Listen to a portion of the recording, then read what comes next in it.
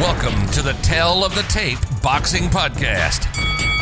Coming to you from the fight capital of the world, Las Vegas. Bringing you exclusive interviews with the biggest names in the boxing industry, both in and out of the ring. The Tale of the Tape Boxing Podcast is brought to you by Alvini & Associates Financial Services. Now, here's your host, Amal Shah. Welcome to the Tale of the Tape Boxing Podcast. I'm your host, Amal Shah, along with the Sugarman, Shane Mosley Jr. You can follow the Tale of the Tape Boxing Podcast on Twitter and Instagram. Both are at Tale Tape Boxing. Follow me on Twitter at Amal Shah1. You can follow Shane on Twitter at Shane Mosley Jr. and on Instagram at Shane Mosley Jr.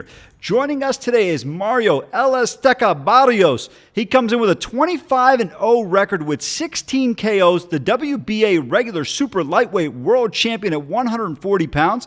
You can follow Mario on Instagram at Barrios_boxer. Mario, thank you so much for making time today. Likewise. Thank you guys for having me. Mario, I got to start right off the jump. I lived in Texas for a long time. I consider myself a Texan. I'm from Dallas, the 214. You're from the 210, San Antonio. I know you take a lot of pride in that tremendous Mexican community down there. Just tell me a little bit about what it means for you to represent not only your city and that area, but the Mexican people in there that come out and support you tremendously in that particular part of the country. Yeah, of course. Being raised in San Antonio, I consider this home. It's a huge Mexican fan base, for boxing, and a big Mexican population, and me being able to fight to represent my people here in San Antonio and just my Mexican community. It means everything. I'm a very prideful person, which is why I changed my nickname to El Azteca, because it represents everything I fight for. As far as like being a family of boxers, me coming from a family of boxers, was it like having a family of boxers and representing your culture and your Mexican culture? Oh man, it's awesome. I wasn't raised in a traditional Mexican household. Our household it was ran by the woman in the family.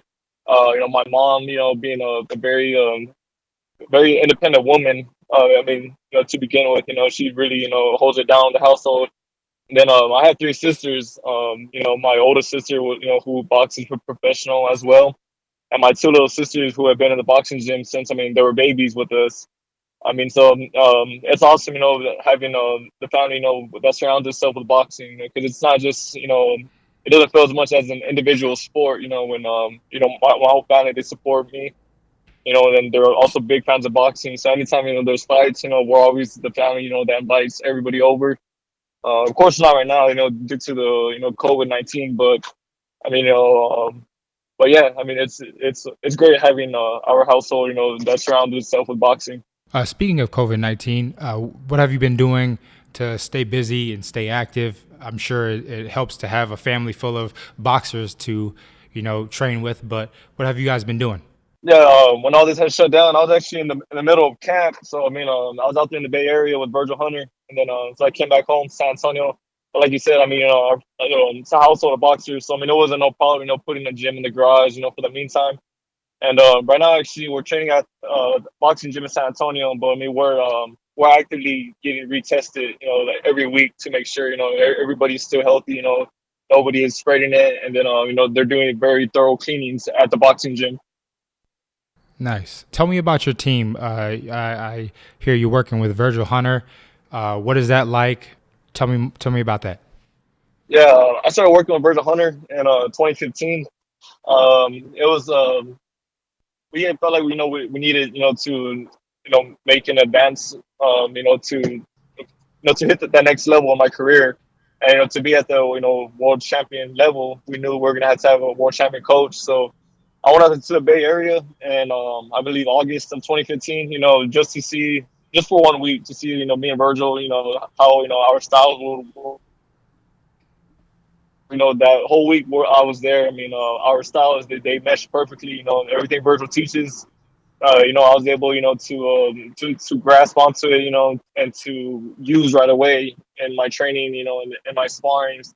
And then after that, fast forward to now, where I think 10 fights in, 9 of which have been stopped, by TKO or knockout. And so he's really helped, elevate me. I feel technically inside of that ring. You mentioned it. You've done a terrific job with Virgil Hunter and the success that you had. You are listening to the Tail of Tape Boxing Podcast. Joining us today is Mario Barrios. Comes in with a 25-0 record. He mentioned and alluded to it. 16 KOs, an incredibly impressive record. This broadcast is brought to you by Alvini & Associates. You can find them online at alviniassociates.com for all your financial needs. If you prefer to reach them by phone, do so at 302-836-8490. Again, alviniassociates.com. Mario, you've done a terrific job in your last fight against Akhmedov, and you got the win in a unanimous decision. You knocked him down twice, but you haven't fought since the end of September. How concerned are you with an extended layoff before you get back into the ring? I mean, you're talking now, we're going to be approaching close to a year. Do you have any fights on the horizon that you're looking at that you're going to be scheduling? But more importantly, in terms of the layoff, how does that affect you as a world champion? So right now we're looking, I believe, at sometime in August. Nothing has been confirmed yet, but by far this is my longest layoff. But I mean, there's no worries. There's there's no second thoughts. When it comes to fighting again. Due to the layoff. But because I've been in the gym, since a month after that fight last year. So I've been working steadily. Not going too crazy, but we have been picking it up in the past couple of weeks. Sparring has been looking great. And I'm just looking forward, to getting back in there as soon as I can. Awesome. So are you looking to do a rematch, or is there talks of a rematch of that fight, or are you looking to someone else in the meantime to get back and then, go for other things? Well, right after the last fight, of course, it was a very close fight, close decision. So there's going to be controversy. And Akhmedov's team, they were telling the press that they wanted an immediate rematch. But when it came down to it, I think they settled what we're supposed to have an in-between fight. So that's what I'm looking forward to next, defending, the title, that I fought for. And then, hopefully after that, I have no problem, giving Akhmedov a rematch. I've said it plenty of times, he proved himself, I think he deserves a rematch. And, I'm more than willing, to go to war with him again. Mario, for people that are unfamiliar with you, tell us a little bit about what you do particularly well inside the ring once you get in that square. What makes you so difficult? Nobody's been able to stop you thus far. And again, I think this is the thing that's so impressive about you. 64% of your 25 wins have come by KO. I know we see a lot of guys, they'll mop up on some tomato cans along the way. But even after you won the vacant WBA Intercontinental Welterweight title, you still had knockouts against Richard Zamora. You knocked out Juan Jose Velasquez. You've been really impressive in terms of what you've been able to do. For the fans or people that don't know me or how I fight, anytime I describe myself as a boxer puncher. I'm pretty lengthy for the junior welterweight weight class, and so of course, my coaches, especially Virgil, they would like me to stay on the outside and just pick fighters apart, but. That Mexican fighter, I like to get on the inside, bang the body, mix it up. So I can do, both. I can box and I can bang. And I feel like that's what has, caused so much success in my career. Because I'm not afraid, to get in there, mix it up. I've laid out, I've stopped fighters with both of my hands, So I'm not just like a one-punch fighter, that just looks for, one big hook all the time or one big overhand. I've stopped people with body shots. I drop people with hooks, with right hands. So I like to view myself as a pretty diverse fighter when I'm in there. I just kind of want to take it back a little bit. I want to talk about your last fight. I want to talk about the magnitude of that fight. Sean Porter and Earl Spence was fighting on that. That was a huge pay-per-view event. I was actually at the fight. It was nuts. What was it like to fight on that stage for people that don't know? Was it, what were you feeling in that moment? What was the stage like? Like you said, the magnitude of the last fight card, it was unreal. Having the main event like Spence and Porter. I had fought the Staples Center, I believe 1 or 2 other times. One of them being when Mares had fought Cuellar.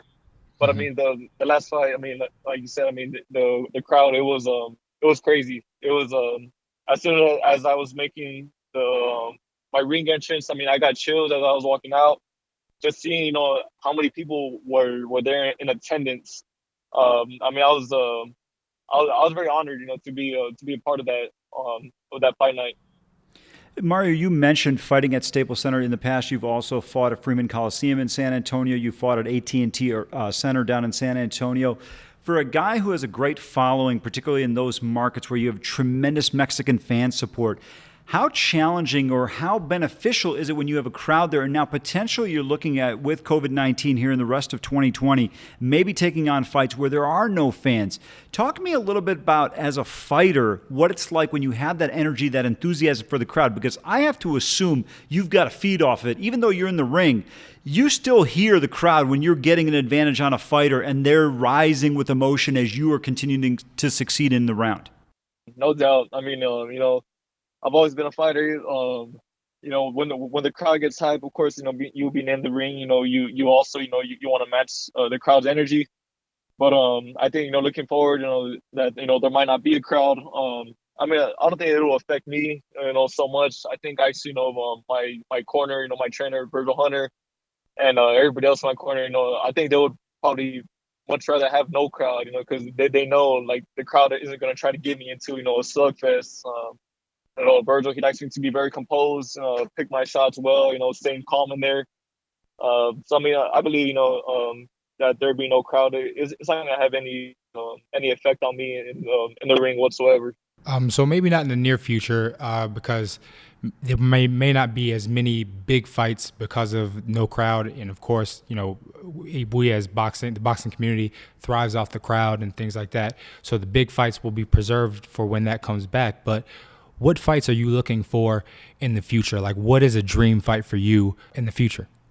Right now, I mean, my focus is on the junior welterweight division. I want to get, this title defense out of the way, and then I would like to contend, for one of the other titles. But like I mentioned before, if we have to do the rematch, I mean, I have no problem with that. And right afterwards, just I'm looking on just continuing on taking over, in the weight class I'm in right now. But I mean, even with that speaking though, because of my height and my build, we know it's only a matter of time before I make the move up to 147. Because I know I can only fit into this weight class for so much longer. I just turned 25, and right now, I mean, we're making the weight and everything, like strong. But I mean, like I said, it's only a matter of time, me being close to 6 foot before I'm unable to make 140. You are listening to Tail of Tape Boxing Podcast, which is brought to you by Alvini & Associates. You can find them online at alviniassociates.com for all your financial needs. If you prefer to reach them by phone, do so at 302-836-8490. Joining us right now is Mario Barrios, who's 25-0 with 16 KOs. He's currently the WBA regular super lightweight world champion at 140 pounds. You can follow him on Instagram at Barrios_boxer. Mario, you come from the great state of Texas. Tons of great boxers from there. Jack Johnson, George Foreman, Raul Marquez, all guys who've had tremendous success in the fight game from the great state. Tell me a little bit about your background. You grew up in San Antonio, got a lot of good fighters, maybe not the level of success that you've achieved necessarily that some boxers from that area have been able to achieve, but still, tons of tradition down there, and you go further into the valley and some of the other places along the border in the state of Texas. How did you get involved in fighting? You mentioned, for people that don't know, your sister is a professional fighter. She's had success in the boxing game as well. Take me a little bit through in terms of the background and what took you to the gym, and then what point did you realize, hey, I have a chance to do this for a profession? I mean, someone like myself who played basketball, I realized quickly basketball was not going to be my route. So for someone like you who's had tremendous success at such an early and young age, when did you realize, or what was that gotcha moment you realized, hey, not only can I be a professional, but I'm going to be able to elevate this thing to becoming a world champion? I mean, growing up, my mom had actually took me and my older sister to start boxing at the East Side Boys and Girls Club. It was my mom's idea to put us into the sport because she had wanted to join boxing, when she was younger, but at the time, a female walking into a boxing gym. I mean, it wasn't regular, and a lot of coaches weren't willing, to train a female. So it was something my mom had always wanted, to learn, and she had always wanted us to learn how to protect ourselves, especially, I mean, me, being one of the only boys out of the family. And so that's when we had started. Again, I was 6, she was 7, at the East Side Boys and Girls Club in San Antonio. And I could say for sure I wasn't a natural whatsoever. My sister, on the other hand, she was winning every tournament she had showed face to. Her amateur record was outstanding. It was only like 70 wins and 3 losses. Where mine, I had 110 fights with 15 or 17 losses. But it wasn't until around the age I was, I believe, like 13 or 14, I had won the national pals. And I think that's when it really started to hit me, I might be able to do something with this, because I started to grow a passion for the sport after, of course, a couple of years. And then I had a pretty successful amateur background. And but I saw myself, kind of just getting tired of it around the age of 17. I wanted more, than just trophies and just trophies and belts. So I remember I brought up the idea of going pro to both my parents, and they were totally against it. Of course, I was 18. They were telling me I was going to be fighting a grown man, which, I mean, it wasn't a problem for me. I mean, I'd been boxing since I was 6. So, I mean, it's all I knew. And then we got into contact with my manager, Luis de Cubas Jr., and I mean, the rest is history. You strike me as a guy, I just love your answers in reference to kind of moving up in weight class and the way you've approached things. You do a terrific job of listening to people around you that can advise you well. You mentioned Virgil Hunter. This is a guy who has been a trainer of the year in the past, who's got great experience, trained Andre Ward. And I think it's such a compliment to you that you are able to listen to people around you that can help you and guide you in the right direction. So for people that don't know you as well, what are some other interests you have outside of the ring? What kind of makes Mario Barrios tick outside of boxing? I mean, you live in San Antonio. I mean, is it a birthright that you have to be a Spurs fan there? Yeah, I say it's a birthright, but it's also, just growing up in the San Antonio community. I mean, you see how much passion that that the people here have for the Spurs. And I remember saying, I want aside from the Spurs, San Antonio doesn't have, many, major teams. We don't have an NFL team. We don't have an MLB team. So I'd always wanted, to be somebody that the city of San Antonio could, back and support. Even when the Spurs, are in their off season. And the people here, they don't know what to watch. I always wanted to be, that guy. For people to be like, well, the Spurs aren't playing right now, but Mario Barrios, he's fighting.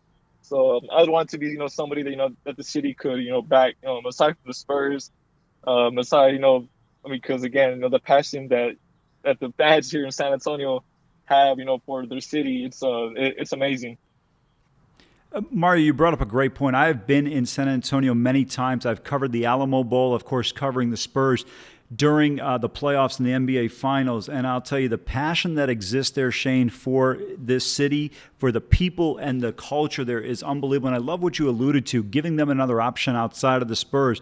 Because the one thing that, at least from my experience, and you can speak to this obviously, is I feel like you've gotten great support simply because you are a local guy. And that town, that community, one of the largest cities in America, takes great pride in people representing the 210. I think there is listen, whether you're from New York, Los Angeles, wherever it may be, people take pride in where they're from. But I think there's a little bit stronger emphasis on that in San Antonio than almost anywhere else.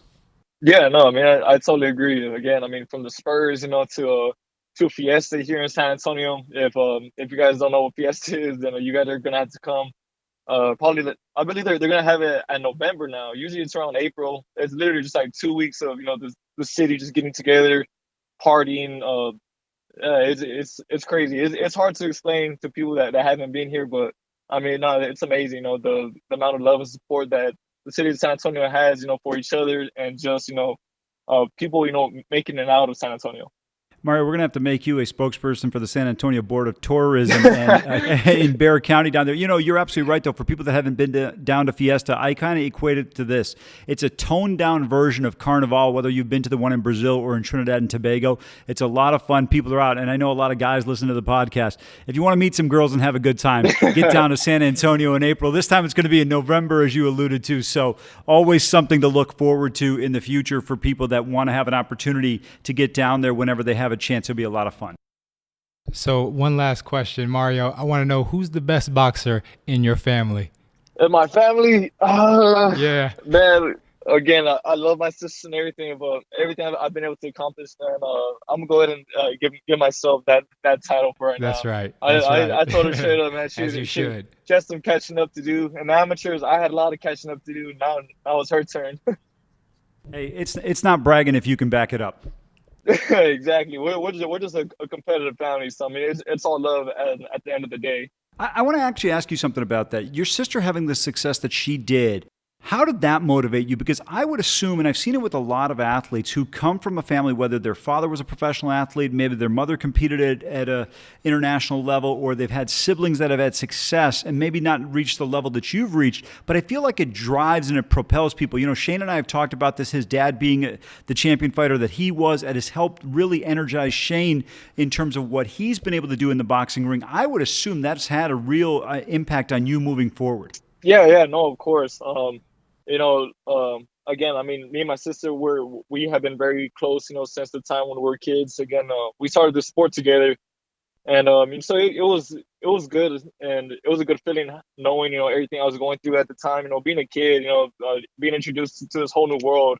Like I said, I mean, I wasn't going through it alone. I had somebody I could relate to, and you throw all of my sister's amateur success and everything, and those times, I would feel, I guess, less motivated because, I wasn't winning, the big tournaments, I wasn't, doing that extravagant as she was. But I mean, even throughout all of that, but she had always stayed, one of my biggest supporters, someone who was always there pushing me. And which is why, even to this day, I mean, anytime I fight, my sister is there ringside. Anytime she fights, I'm there in her corner. And so we're always very competitive, but I mean, we're competitive and motivating at the same time with each other. And that still remains the same to this day. You mentioned earlier to Shane about potentially getting back in the ring in August or looking at September. When do you think you're going to be able to kind of finalize something in terms of getting back in the square? Hopefully within the next week or two. I got the call, that my managers, are saying, get ready for August. So I mean, that's what I'm shooting for. That's what I'm getting ready. I'm just like everybody else, I'm just waiting for the confirmation of the fight date and the opponent. Well, we look forward to it. Want to thank you, Mario Barrios.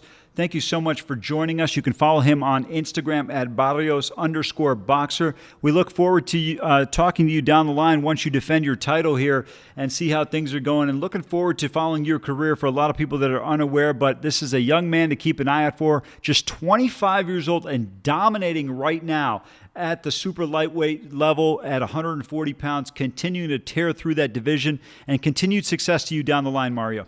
Oh, thank you so much. I appreciate you guys for having me.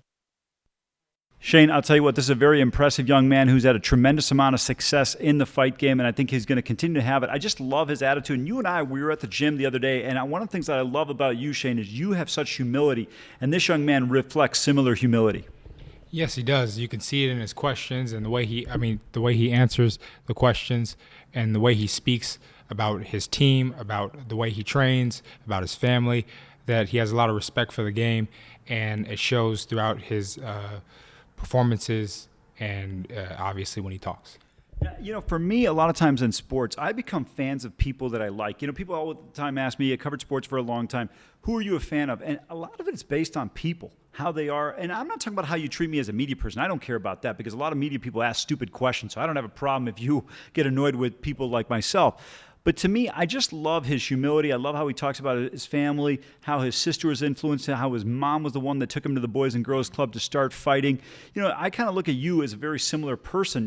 The thing that was so impressive, and I told Shane Mosley Jr., who's managed by Mike Leonardi, in terms of just how impressed I was with you in terms of how you carry yourself. And I think a lot of people could look at someone like you and just say, hey, this is a guy who's got a great name, but can he fight? You've gone out there, you want to prove it every day. But most important, most impressive is the humility. And I think that gravitates a lot of people towards that. Nobody's trying to take away from the hard work and the accomplishments that everybody has. But when you can stay humble at the level, it's incredibly impressive. Yes, I most definitely like to stay humble, and no matter what happens, you have to be a person, because when all boxing goes away, you still have to be a good person. You're absolutely right. And joining us by phone right now is going to be Quatavious Cash, who fought in one of the earliest fights that have taken place, in the first fight that has taken place so far since COVID-19 had really shut down the boxing in the sports world. We're going to get him on the phone right now. Quatavious, thanks so much for making time. How are you? Congratulations on the win. Thank you. I appreciate you having me on. Well, listen, you were the first one to step into the ring. Tell us what the experience was like to fight in an empty arena and how that impacted you as a fighter, because you don't have that crowd cheering you on. Actually, I feel like there was more pressure to fight in the empty arena. Me being a hometown favorite, being from Atlanta, I sell a lot of tickets. So when I have somebody cheer me on, I'm much more comfortable than being in the empty arena.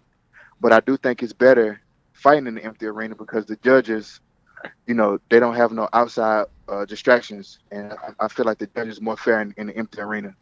But I was nervous. It's the first time I've been nervous in like 4 years getting ready for a fight, or actually been in the ring fighting. You got people like Bob Arum and Jay Prince in the crowd. Those were the only people that were there. So it was like a kind of like being in an audition. That's how nervous I was. Was the opponent that you fought, did he give you any issues, or was it just the fact that nobody was there? No, he didn't give me no issues. I really wasn't nervous about him. I was more nervous about the aspect of it being super quiet. Is nobody cheering on? No oohs and ahs when nobody's punching. It's just dead quiet. Only person I can hear is my trainer and my manager. You mentioned that you can only hear your trainer and your manager. I'm sure they were screaming at you. But the part I want to get to is where you alluded to no fans.